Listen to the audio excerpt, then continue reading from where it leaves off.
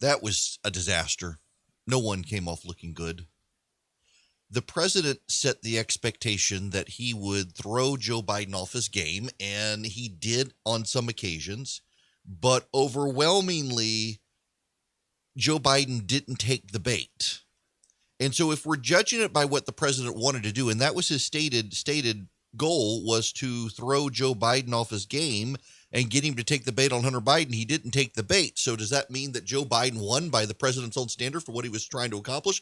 I don't think any of them won. I don't think anybody won. I think it was like the Billy Madison. Well, we are all stupider for having watched that debate. I give you no points. It was a terrible, dumb debate, and Chris Wallace couldn't have won.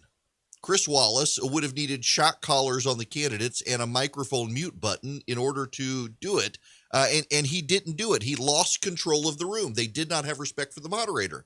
And I do have to say, I agree with criticism that Chris Wallace did seem way more condescending to the president than to Joe Biden. He just objectively did. And I understand why he felt so condescending. I do. And the president kept interrupting him. There were sometimes like 76 interruptions between Wallace and the president. At one point, the president said he felt like he was debating Chris Wallace, and to a degree he was. There was no way for Chris Wallace to extricate himself from this. No debate moderator is going to want to do this. The only time you're going to be able to have a debate moderator engage in some way is to just let him walk away and let the candidates destroy each other. And I just don't think that that's going to happen.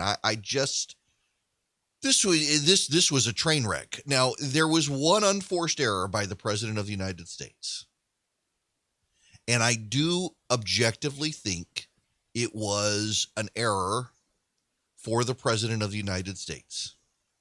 It was on the issue of white supremacists, where Joe Biden and Chris Wallace asked the president explicitly to condemn white supremacy. And the president wanted names. Chris Wallace threw out the Proud Boys, and the president told him to stand by.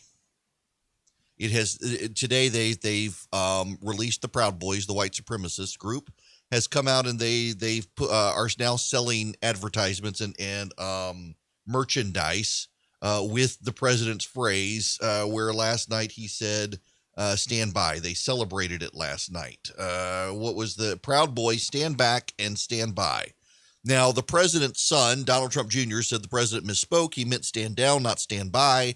That's fine. But what he said on stage is going to be in advertisements. And the reason it's going to be in advertisements, and the reason I think it's an unforced error, is this.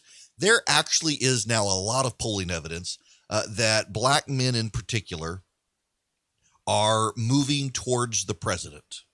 Black men nationwide appear to be moving towards the president of the United States. And that, I think, is going to make a big difference with the president. It's going to make a big difference in the election if it continues. And so the media today has a vested interest in playing up the president's refusal to explicitly condemn white supremacy, demanding names and the like, largely because the president of the United States failed to be explicit.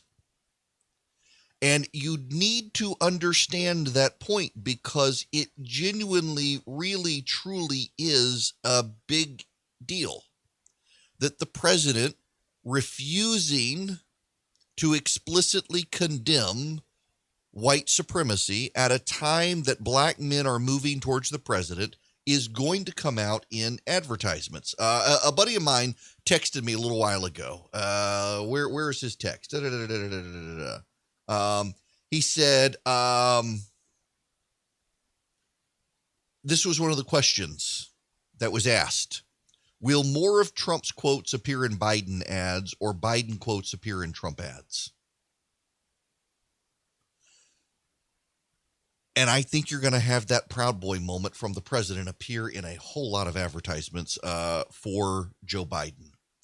I think that what you're going to see is I mean, it's well, you know what? I'm trying to find this clip because it's amazing what clips are and are not surfacing. This is the one. It is now trending on social media. You have repeatedly criticized the vice president for not specifically calling out Antifa and other left-wing extremist groups.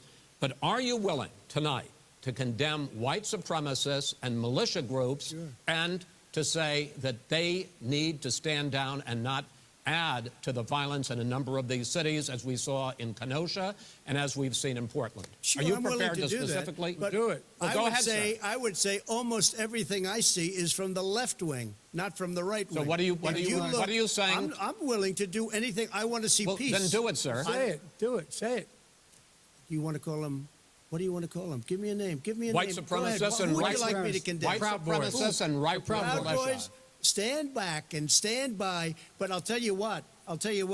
Somebody's got to do something about Antifa and the left, because this is not a right-wing problem. This is a left-wing. This is a left-wing problem. White supremacists. Antifa's an idea, not an organization. Oh, you got it. Not militia. That's what his FBI.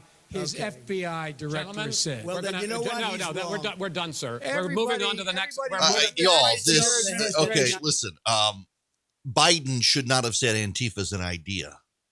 That should come back. And I mean, if we're going to run ads here, run that over scenes of Antifa supporters marching through the streets of America, burning down places, because that's actually happening. And the president can say, is this an idea?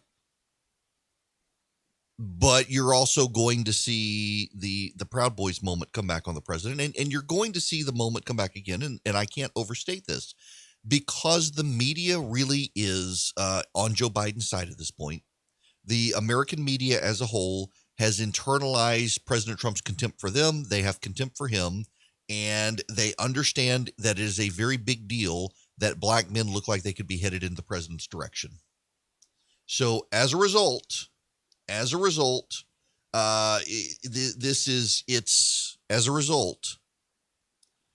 you're going to see this in ads trying to convince black men the president is a racist. And, you know, the left has internalized the criticism of the president that he is a racist. And they will not be dissuaded from the fact that he's a racist. He could have been more forceful in the critique last night, and that actually genuinely would have helped him. But I don't think that people stuck around that long, if we're honest. I don't think that there are a lot of, listen, I said this yesterday. I'm sorry. I'm swimming in my head this morning just because this whole thing last night was so discombobulating. I'm trying to make sense of it myself. There were no winners. There were only losers. We all lost. If I had to give the edge to it, let me put it to you this way. Undecided voters wanted to show up and at least see in some capacity, did the president of the United States stand up and act presidential? Did Joe Biden stand up and not fall off the stage, fall asleep? And I think you're going to see that the president of the United States probably hurt himself with independence. The question is, did Joe Biden? And I think Joe Biden did as well. And so you may very well see an election that moves from mobilizing undecided voters to come one way or the other to simply base mobilization. And if it's base mobilization, there are more of them than there are of us, and that's kind of a problem. But enough of them don't like Joe Biden, and maybe they stay home. I don't know. But it wasn't a good debate. I wonder how many votes the Libertarian candidate is going to get now. Apparently, the Libertarian candidate was one of the top 3 searches on the internet last night after the debate. That's not a good sign for either side. That they're looking for the Libertarian candidate who was polling at like 1% of the polls and suddenly is surging.